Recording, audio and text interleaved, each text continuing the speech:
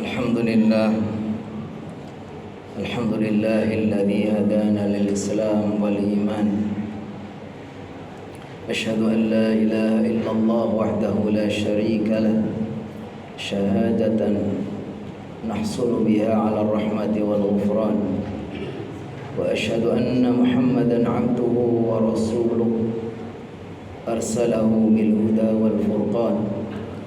اللهم صل وسلم وبارك وأنعم على من أنزل عليه القرآن سيدنا ومولانا محمد وعلى آله وأصحابه الذين يتمسكون بأشرف الأديان. أما بعد، يقول الله تعالى في كتابه الكريم: يا أيها الذين آمنوا اتقوا الله حق تقاته ولا تموتن إلا وأنتم مسلمون. ويقول رسول الله صلى الله عليه وسلم: اتق الله حيثما كنت وأتبع السيئة الحسنة تمحها وخالق الناس بخلق حسن. أيها الناس اتقوا الله حق تقاته ولا تموتن إلا وأنتم مسلمون. Hadratal mukarramin, seluruh jamaah salat Jumat, mudah-mudahan Allah senantiasa meridai, memberkahi dan merahmati kita semua. Marilah sama-sama kita memanjatkan pujian dan syukur kehadirat Allah Subhanahu wa taala yang karena rahmat, limpahan rahmat dan nikmatnya kembali pada siang yang penuh berkah ini, Allah mudahkan kita semua untuk bersama-sama bergegas memenuhi panggilannya, bersama-sama bertaqarrub kepadanya melalui ibadah Jumat pada siang hari ini. Marilah kita bermohon, mudah-mudahan setiap niat, langkah dan kehadiran kita Allah Subhanahu wa taala berkenan menerimanya, membalasnya dengan pahala yang berlipat ganda, mencatatnya di dalam lembaran-lembaran amal kita, dan akan menjadi penambah banyaknya dan beratnya timbangan amal kita di sisi Allah Subhanahu wa taala. Kaum muslimin jamaah salat Jumat yang dirahmati Allah, setiap seorang hamba selesai menunaikan suatu ketaatan, suatu ibadah, maka sudah seharusnya dia berserah diri kepada Allah, disertai permohonan maaf atas segala kekurangan, kekhilafan, ketidakmaksimalan, lalu bermohon kepada Allah, berdoa kiranya Allah Subhanahu wa taala berkenan menerimanya. Rabbana taqabbal minna innaka antas samiul alim. Ya Allah, ya Rabb kami, terimalah dari kami, karena Engkau sesungguhnya Maha mendengar lagi Maha melihat. Begitulah yang dicontohkan oleh para kekasih-kekasih Allah, Nabi Allah Ibrahim alaihissalam dan Nabi Ismail, dua kekasih Allah. Setelah mereka menunaikan perintah Allah, Allah perintahkan untuk meninggikan Baitullah, lalu mereka berdoa, Rabbana taqabbal minna innaka antas samiul alim. Allah kisahkan dalam surat Al-Baqarah, wa idh yarfa'u Ibrahimul qawa'ida minal baiti wa Ismail Rabbana taqabbal minna innaka antas samiul alim. Para ahli tafsir menjelaskan, kalau kekasih Allah Nabi Ibrahim dan Nabi Ismail, lalu dia sudah menjalankan perintah Allah, itu meninggikan Baitullah, kenapa mereka masih ada rasa khawatir, masih berharap agar Allah berkenan menerimanya? Inilah yang dicontohkan oleh para hamba-hamba yang soleh, para kekasih Allah, para salafus soleh, di mana mereka setelah berusaha maksimal melakukan ibadah, tapi mereka ada rasa khawatir, takut kalau amalnya tidak layak untuk diterima. sehingga mereka berdoa. Kenapa? Karena memang untuk diterima ini tentu itu hak prerogatif Allah. Ketika Allah gambarkan di dalam surat Al-Mu'minun ayat 60, ketika mereka sudah memberikan yang terbaik kepada Allah, beribadah semaksimal mungkin, bersedekah dengan hartanya, dia melakukan ketaatan, melakukan perintah-perintahnya, tapi mereka khawatir. Kata Allah, walladzina yu'tuna ma atau wa qulubuhum wajilah annahum ila rabbihim raji'un. Dan orang-orang yang telah memberikan apa yang telah mereka berikan kepada Allah, persembahkan kepada Allah, wa qulubuhum wajilah, tapi hati mereka diterpa rasa khawatir, rasa gundah gulana. Kenapa mereka khawatir? Karena mereka takut jangan-jangan apa yang sudah mereka upayakan tidak layak untuk diterima. Kenapa? Karena Allah Subhanahu wa taala hanya akan menerima dari hamba-hamba yang bertakwa. Sebagaimana Allah Subhanahu wa taala kisahkan ketika dua putra Nabi Adam, Qabil dan Habil, mereka berdua telah memberikan persembahan kepada Allah Subhanahu wa taala, berkurban. Watlu alaihim nababna Adam bil haqq id qarraba qurbanan fatuqbila min ahadihima wa lam yutaqabbal minal akhar. Ketika dua putra Nabi Adam ini sudah memberikan persembahannya, lalu Allah hanya menerima dari satu di antara mereka. Yang satunya ditolak, yang satunya diterima. Lalu kata Allah Subhanahu wa taala mengatakan, innama yataqabbalullahu minal muttaqin. Karena Allah hanya akan menerima dari hamba-hamba yang bertakwa. Hadirin jamaah salat Jumat yang dirahmati Allah, kalau kita membaca pelajaran-pelajaran dari ayat-ayat, dari hadis-hadis, dari kisah-kisah mereka, orang-orang yang luar biasa, tingkat ibadahnya jauh lebih hebat dari kita, tingkat ketakwaannya jauh lebih hebat dari kita, keikhlasannya juga jauh lebih hebat dari kita, tapi mereka masih ada rasa khawatir dan takut. Lalu pertanyaannya, apakah kita yang jauh di bawah mereka ada rasa khawatir? Apakah kita sudah bersungguh-sungguh banyak-banyak berdoa, Rabbana taqabbal minna innaka antas samiul alim.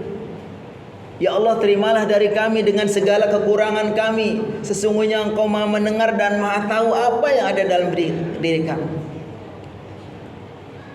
Menurut para ulama, ketika seseorang itu melakukan suatu amalan dan dia khawatir jangan-jangan amalnya tidak diterima. Seseorang ketika sudah beramal lalu merasa khawatir jangan-jangan amalnya tidak layak untuk diterima, ini justru menurut para ulama inilah tanda-tanda bahwa itulah barangkali amal yang diterima. Sehingga mereka akan ada usaha, oh kalau amalnya merasa belum diterima atau khawatir tidak terima, dia akan ada upaya untuk selalu berusaha bagaimana memperbaiki, meningkatkan, mengevaluasi, mengoreksi. Tetapi ketika seseorang beramal lalu merasa ayem, apalagi disertai dengan rasa sombong, pasti amal saya diterima, dosa saya sudah diampuni, semua sudah beres. Justru kalau ketika seperti itu, ini menurut para ulama barangkali itulah yang justru khawatir tidak diterima. Karena ketika sudah ada perasaan seperti itu, tidak ada upaya lagi bagaimana untuk bisa memperbaiki dan memaksimalkan ibadah-ibadah kita. Kaum muslimin jamaah salat Jumat yang dirahmati Allah, berbicara tentang amal atau ibadah ketaatan yang diterima atau tidak, itu memang hak prerogatif Allah. Tidak bisa diukur. Berbeda kalau kita bicara sah atau batal dalam hukum fikih. Kalau kita bicara sah atau batal dalam fikih itu terukur. Satu ibadah manakala sudah dipenuhi syarat-syaratnya dan rukun-rukunnya, maka secara hukum itu dikatakan sah. Apabila suatu ibadah rukun dan syaratnya tidak dipenuhi, maka itu berarti tidak sah atau batal. Ini secara hukum. Tapi pertanyaannya, apakah setiap yang sah itu pasti diterima? Ini beda babnya. Kalau bicara sah itu babnya fikih yang diukur dengan disiplin keilmuan. Tapi kalau bicara diterima, ini adalah masalah bagaimana adalah itu hak Allah Subhanahu wa taala terkait dengan akidah dan juga terkait dengan akhlak. Makanya para ulama pun ketika membahas agar ibadah diterima itu juga secara akidah, dalam perspektif akidah dan perspektif ibadah, dalam pandangan akhlak itu juga ada syarat-syaratnya dan ada rukun-rukunnya. Kalau dalam fikih, ibadah yang benar ada yang dipenuhi syarat rukunnya. Tapi kalau dalam bicara tasawuf atau dalam bicara tazkiyatun nafsi dan akidah ini, ibadah yang diterima itu yang bagaimana? Para ulama merumuskan ada 5 hal yang harus dipenuhi. Yang pertama ada 2 syarat. Terus yang ketiga 4, 5 ada 3 rukun. Ketika syaratnya yang 2 ini dipenuhi, kemudian rukunnya yang 3 dipenuhi, maka insya Allah inilah yang diterima. Apa itu? Para ulama merumuskan apa yang dimaksud syarat diterima ibadah. Yang pertama, para ulama menyebutkan syarat diterima ibadah itu pertama pastilah harus ikhlas. Syaratnya adalah ikhlas. Tapi bicara ikhlas itu adalah pekerjaan hati, pekerjaan kita dalam hati yang hubungannya dengan Allah. Makanya ketika kita merasa bahwa hati kita insya Allah sudah berupaya untuk memaksimalkan keikhlasannya, berarti syarat-syaratnya yang pertama sudah dipenuhi. Yang kedua adalah harus al-muwafaqah bis syariah, atau dalam bahasa sering kita dengar namanya ittiba. Harus sesuai dengan syariat, sesuai dengan standar. Ini mungkin kalau dalam bab fikih ini yang sudah dipenuhi syarat rukunnya. Jadi ketika 2 syarat ini, yang pertama ikhlas, yang kedua sudah sesuai dengan syariah, maka berarti 2 syarat diterimanya ibadah sudah dipenuhi. Jadi kalau orang melakukan sholat, niatnya sudah ikhlas karena Allah, nggak ada niatan lain, lalu syarat rukunnya dalam sholat dipenuhi, berarti itu sudah dipenuhi 2 syarat diterimanya ibadah. Lalu para ulama menyebutkan disempurnakan dengan 3 rukun. Apa itu 3 rukun dalam ibadah? Yang pertama adalah al-mahabbah. Itu rasa cinta kepada Allah. Jadi para ulama justru mengatakan bahwa ini rukun yang paling penting. Karena ketika seseorang melakukan ibadah hanya berangkat dari rasa takut Allah murka, atau hanya berharap supaya Allah kasih pahala, ini menjadi hampa. Tapi harus ada rasa cinta. Kita beribadah karena cinta kepada Allah, disertai harapan akan datangnya rahmat Allah dan takut akan siksa Allah. Dan orang hanya kalau mempunyai ibadah hanya semata-mata karena cinta, menurut para ulama juga tidak bagus. Seperti mamanya ungkapan yang dinisbatkan kepada seorang wali wanita Rabi'ah al-Adawiyah yang dikatakan, kalau saya beribadah karena takut kepada nerakamu, maka siksalah aku. Kalau saya beribadah karena mengharapkan surgamu, maka jangan berikan aku surga. Walaupun ini kata-kata apakah benar seperti itu, tapi saya beribadah itu semata-mata karena cinta kepadamu. Ini menurut para ulama, orang yang seperti ini dianggap orang zindik. Zindik itu berlebihan kepada cinta sampai tidak peduli Allah mau menyiksa, mau murka, mau cinta, itu bukan urusan. Allah memberi surga atau neraka, nggak penting, yang penting saat cinta. Dikatakan orang zindik. Kata ulama mengatakan, man abadallah hubban lillahi wahdah fa huwa zindiq. Orang yang beribadah karena hanya semata-mata karena cinta itu dianggap zindiq. Tapi juga tidak bagus kalau ibadah hanya semata-mata karena takut kepada Allah. Orang beribadah karena kalau nggak beribadah nanti bagaimana. Jadi merasakan bahwa ibadah itu suatu beban. Nanti kalau nggak beribadah nanti saya disiksa, saya dosa dan seterusnya. Seolah-olah di situ sisi rahmat Allah, kasih sayang Allah, ampunan Allah itu dilupakan. Maka orang seperti ini disebut orang haruri. Man abadallah khaufan wahdah fa huwa haruri. Orang Haruri itu tadi orang yang beribadah ini seperti ibadahnya seorang budak, seorang hamba yang dia melakukan perbuatan itu semata-mata karena takut sama tuannya. Maka ini juga tidak bagus. Atau sebaliknya orang yang beribadah karena berharap akan rahmat Allah semata-mata. Ini disebut orang murji'ah. Orang murji'ah itu selalu berpikir optimis berlebihan. Ya, dia beribadah semata-mata karena mengharap pahala, mengharap surga, tapi hanya itu saja. Makanya para ulama menyebutkan seharusnya itu memenuhi 3 rukunnya itu, yaitu orang yang beribadah karena cinta kepada Allah, disertai dengan harapan akan rahmat Allah, dan juga takut akan murka Allah. Itulah yang disebutkan seorang mukmin yang sebenarnya. Oleh karena itu, marilah ketika kita merasa bahwa ibadah-ibadah kita dengan segala kekurangan, kurang maksimal kita, kekurangan-kekurangan dalam memenuhi syarat rukunnya, maka akan timbul dalam diri kita rasa khawatir. Maka ketika kita ada rasa khawatir, maka saatnya kita harus bagaimana mengupayakan agar ibadah-ibadah kita ini kiranya layak untuk diterima oleh Allah Subhanahu wa taala, dengan kita berusaha untuk memenuhi syarat-syaratnya tadi.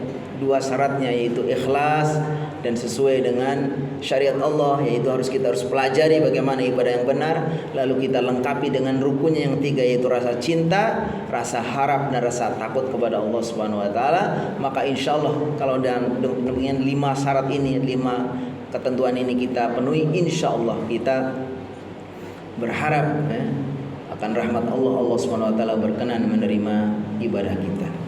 Barakallahu li wa lakum fil Qur'anil azim wa nafa'ani wa iyyakum bima fihi minal ayati wa dzikril hakim wa taqabbala minni wa minkum tilawata innahu was-sami'ul 'alim.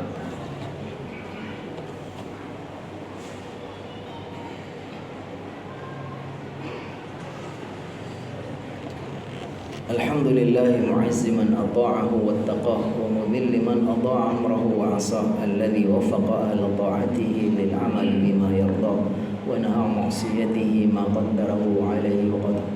Asyhadu an la ilaha illallah wahdahu la syarika lahu wa asyhadu anna Muhammadan 'abduhu wa rasuluhu la nabiyya ba'dah. Allahumma shalli wa sallim wa barik ala sayyidina Muhammad wa ala alihi wa sahbihi wa sallim taslima. Amma ba'du, fa ya ibadallah, usi nafsi wa iyyakum taqullah faqad fazal muttaqun wa khabat taghut. Ada satu tambahan, yaitu bahwa ketika seseorang memastikan bahwa amalnya diterima itu tidak ada yang tahu, karena itu hak Allah Subhanahu wa taala, enggak ada orang yang tahu apakah amal kita diterima atau tidak. Tetapi para ulama menyebutkan apa kira-kira tanda-tandanya. Tentu tanda-tandanya banyak, tapi kita sebutkan diantaranya bahwa amal itu ketika diterima oleh Allah itu akan membuahkan amal soleh berikutnya. Amal soleh ketika diterima oleh Allah Subhanahu wa taala akan membuahkan amal soleh seterusnya. Kalau kita gambarkan ketika seseorang di bulan Ramadan dia beribadah dengan maksimal, melakukan berbagai macam ibadah, baca Qur'annya, jamaahnya, qiyamul lailnya, puasanya, lalu diukur tingkat kesuksesannya apakah diterima atau tidak dilihat 11 bulan sesudahnya. Kalau di bulan Syawal dia masih membuahkan amal, yang biasanya ke masjid masih mau ke masjid lagi, yang biasa baca Quran dia masih baca Al-Quran lagi, yang biasanya selus berjamaah kemudian masih berjamaah lagi. Itulah tanda-tanda bahwa amalnya diterima. Makanya ulama mengatakan kun rabbaniyan wala takun ramadhaniyan. Jadilah kamu hamba yang rabbani, hamba yang kepada Allah, beribadah kepada Allah kapan saja, bukan hamba yang musim Ramadan. Ibadahnya hanya ketika bulan Ramadan, selesai itu kemudian dia tidak beribadah lagi.